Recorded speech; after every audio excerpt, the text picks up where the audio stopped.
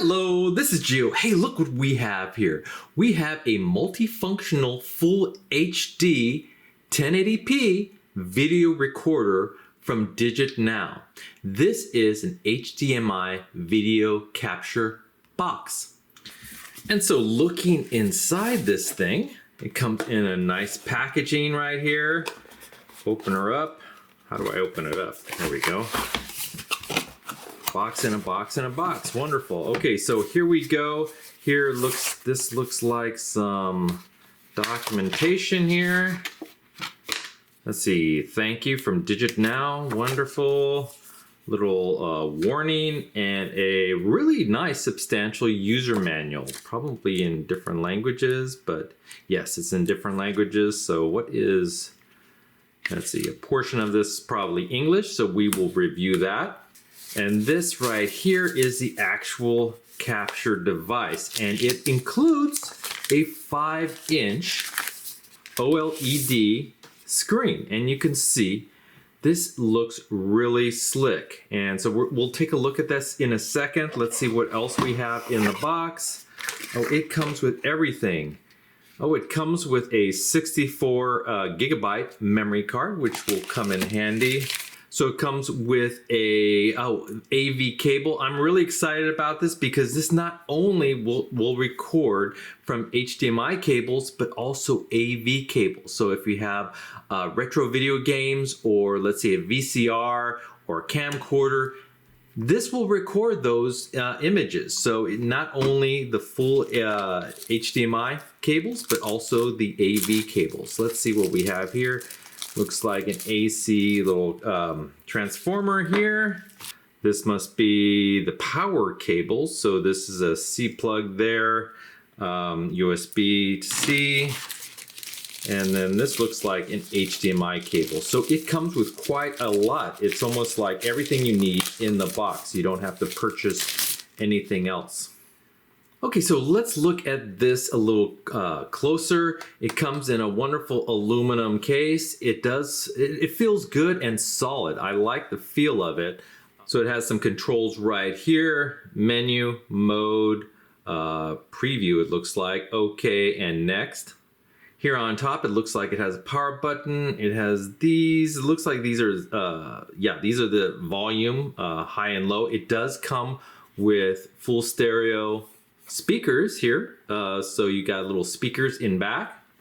We have a USB input right here. Now this is for, let's say, a flash card, so you could actually store your videos on the flash card. And this looks like the USB-C port for the power. So right here on the right side, it does come with a SD card slot, which we can plug in the 64 gigabyte card, which it comes with. And then on the left side, so here is your HDMI in. So from the source, let's say either your game or your TV, etc. So that would be the in.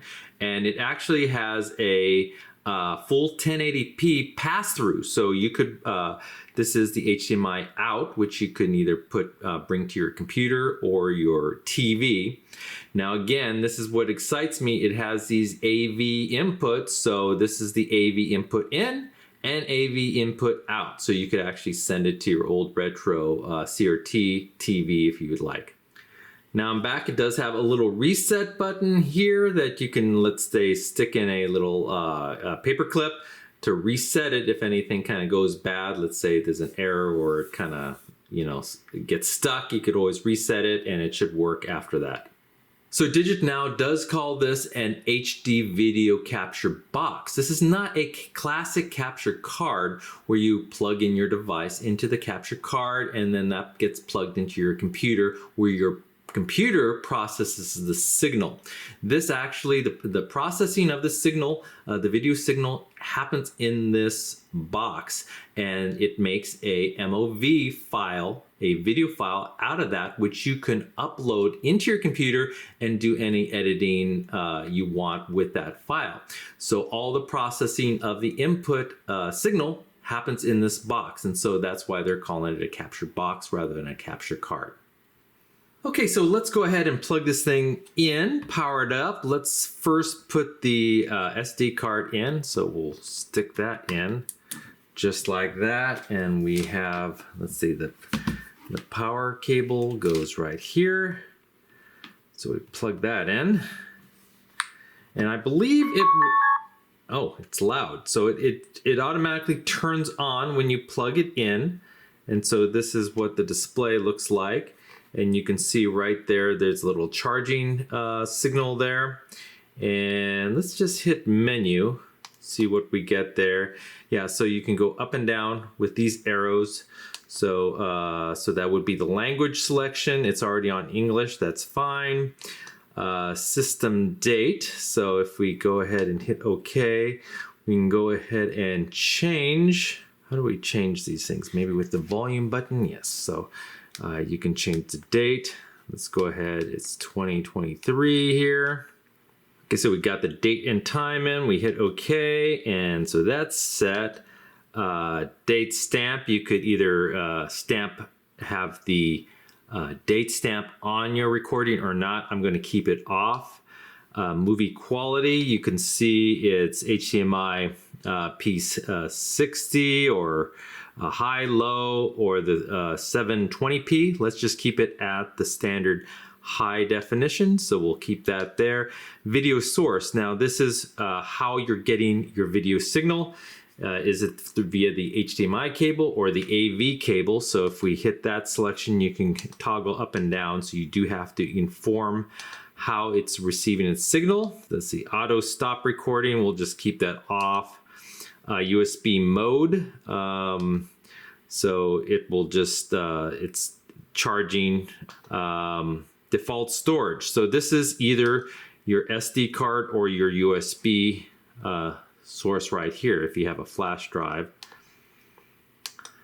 Recording schedule, you can set that if you desire, and then you can do formatting, etc., and then different firmware. So those are the menu selections. So back to the main screen, you see a little, it says full HD right here, and this says 5 hours, 22 minutes. Now that's your full recording time, so as you record, this will be decreased. So with the SD card in here, you can get over 5 hours of recording time. So I'm gonna just let this charge for a little while. You can run it while it's plugged in, so you don't need a full charged battery. It does come with an 18 milliamp hour internal battery, which they report can last up to 1 hour of recording and 2 hours of playback. So you just have to be aware of that. So if you are going to record more than about an hour, you may just want to keep it plugged in while you do that. Okay, to start setting this thing up, so I got it actually hooked up to a switch here. I already plugged in the HDMI input from the switch. You typically want to keep it off. You want to turn on the device first and then turn on your capture box. So we'll go ahead and turn on the switch. So the light's turning on there. And now we want to turn on our device and see what we get here. And sure enough, there you go. We're getting an image of the switch itself. So let's go ahead and hit A. There should be, I think, Animal Crossing in there. And there we go. We have Animal Crossing. Now I'm going to hit record button, which is right here. And so I'm going to record it from here on out.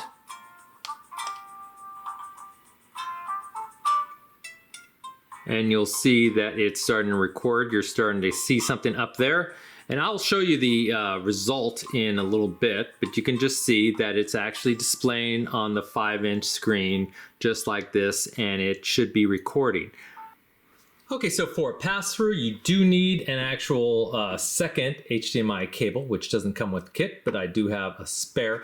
So we have one input from the switch, which is here, and this connector here goes to the TV, which you see here. I'll go ahead and turn it on.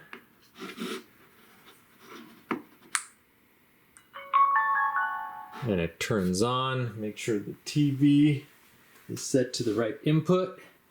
And it is, and you can essentially see right here, if I back up, you can see the screen. You don't get dual displays, so it's not displayed on this screen, But if we go into menu, you can see you can basically control everything here from the device. So you see everything on the screen itself. Okay, now we're going to go ahead and turn on the switch. Light on. And there you go. You see the switch on the monitor. Go ahead and hit. And there you go. It displays. Again, it's not displaying on the 5-inch monitor. It's just a direct pass-through. And I could start recording this just by hitting record. You'll see up on top that it will start recording. And that is what it's recording, is what's displayed on the TV screen there. And if you're interested in what the final product looks like, this is it. It's in high definition, and this is right from the capture box itself. This was the first recording, and this was the second recording with the pass-through, and you can see the quality is just as good. It's in high definition, and it looks and sounds great. Okay, so to test the AV on the unit, I went ahead and connected it to my Super Nintendo here. I have it inputted to my nice Mickey Mouse TV. I did have to do a little bit of adapting so I can get the AV into the TV there. We'll go ahead and turn this on and see what we get. And there you go. That is the signal from the capture box.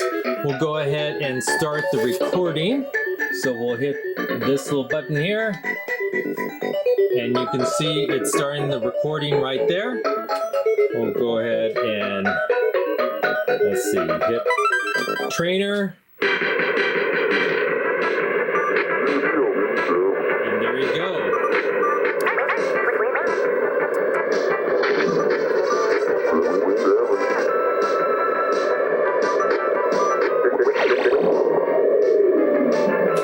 With one hand, so we'll see what this looks like.